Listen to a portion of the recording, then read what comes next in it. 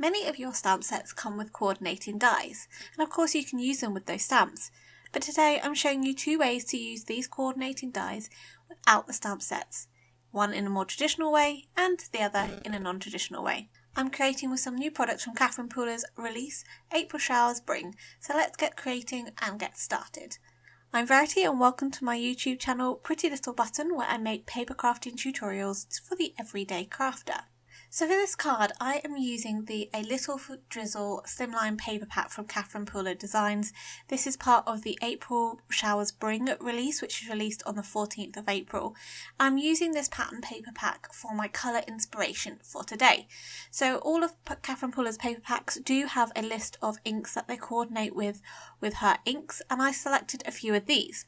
So I have 3 blues and 3 reds. So the 3 blues I am using is Juniper Mist, Suede Shoes and Cummerbund, and then I'm using It's a Girl, Cabana and Samba for the reds. Now I've got these in re-inkers, so I'm just squirting a little bit out onto an acrylic block because I'm going to be using these to paint with. If you don't have the re-inkers, you can just smoosh the ink pad down onto an acrylic block, spritz it with water and you'll get the same effect. So I've got a piece of watercolour cardstock here because, as I said, I want to paint with these inks. And I'm just applying some clean, clear water down first before I go in with a paintbrush to drop the colours in. Now I do this as a wet on wet technique because this allows the colours to blend and move on the wet, clean water and blend with it one another, and you get some movement. If you did this on dry, you won't get that blended look, you won't get the movement.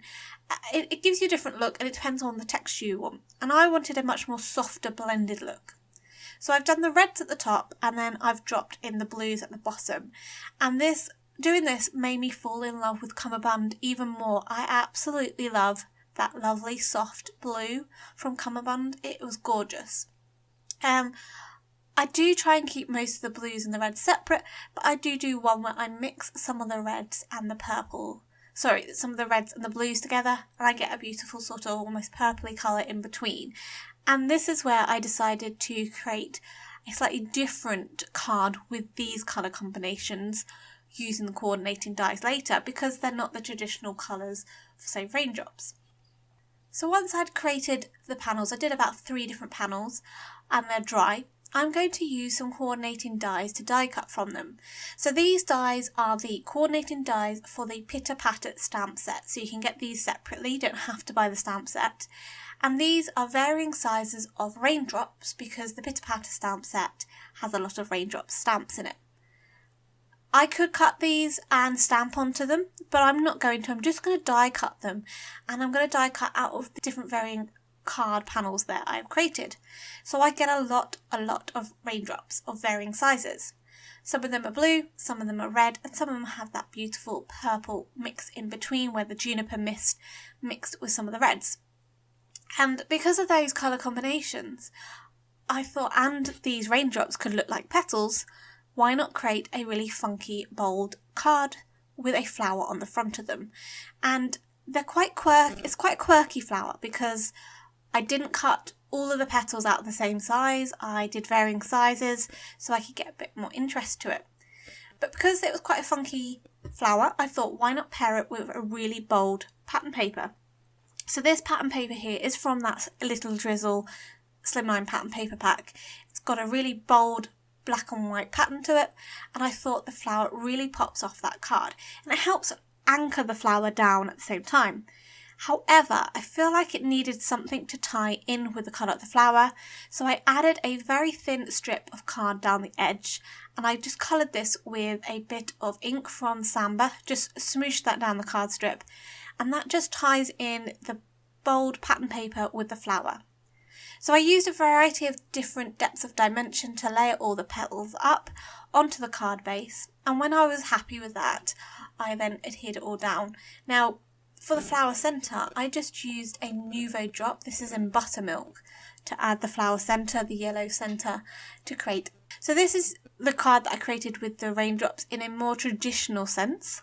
So obviously these raindrops are coloured in blue, and I used them to create like a falling cascade of raindrops down the card. Both of these sentiments come from the Pitter Patter stamp set, and I heat embossed them in wow opaque bright white embossing powder onto black card and just cut them into strips to add onto the card. As I said, I did use the buttermilk to embellish the middle of the flower, but I also added a few drops scattered about. For the raindrop card, I did embellish it with a few Nuvo jewel drops, and I did this in steel blue and aqua plains, and I thought these two colours really paired well with the blues and the teal colour, aqua colour, and the raindrops. So I hope today's video has shown you two ways to use your coordinating dies without the actual die stamp set, and also look at them in a slightly different way and think, how can I create something else with them? Whether that's a clean and simple looking card with a lot of white space, or whether you add a bit of funky pattern to it with some bold colours. As I said, this features some new products from Catherine Paula Design. They are released on the 14th of April to buy. You can find some links in the description box below. If you're new here, why not think about subscribing, and you can hit that bell icon to be notified when my next video is up. Until next time, happy crafting!